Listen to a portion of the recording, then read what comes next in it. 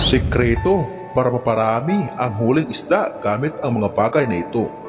Yan ang ating ibabahaging aral sa episode na ito. Sa aking mga taga-subaybay na mahilig manghuli ng isda, ay maaari ninyong subukan ang aking ibabahaging aral na nauukol sa pangingisda.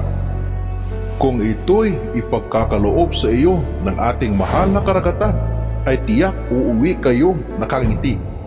Sa mundo ng spiritual ay may naisulat rin na maaaring gamitin na may kinalaman sa kaligtasan sa paglalakbay sa laot. Akin na po itong naibahagi.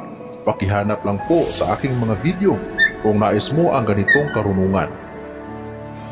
Ngayon ay balik tayo sa ating topic kung saan ating napag-usapan ay ang tungkol sa pangingisda.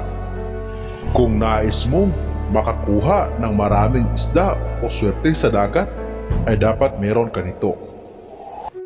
Lubid na pinagbigtian ng tao.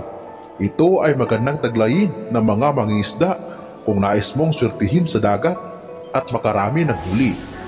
Itali lamang ito sa iyong bangka at tiyak ikaw ay swertihin sa iyong pangingisda. Kung ikaw naman ay nakahuli ng isda na merong kawil sa kanyang bibig, ay kunin ang kawil nito at saka mo ito gamitin sa iyong pangingisda at tiyak ito ay magbibigay sa iyo ng swerte sa pangingisda. Sinasabi rin ng mga dating nakasubok na nito, ang paa o kamay ng pinatuyong bayawak ay magaling rin sa larangan ng pangingisda. Itali lamang ito sa iyong lambat o pamingwit. Tiyak na lalapit ang mga isda sa iyong lambat o pamingwit. Ang patron naman ng mangingisda na si San Clemente ay maigi rin na kahit paminsan-minsan ay mag-alay ng panalangin na nauukol sa pangingisda.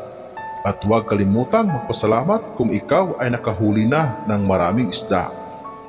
Pero laging pagkatandaan na ang videong ito ay gabay lamang. Nasa inyo pa rin kung ito ay iyong paniniwalaan. Nasa atin pa rin ang pasya, kaya kailangan pa rin nating magsipag at sabayan ng pagdarasal para tayo ay gabayan at swertihin sa ating buhay. Hanggang dito na lamang ang ating kaalaman para sa araw na ito. Muli, maraming salamat sa inyong walang sawang panonood. God bless us all.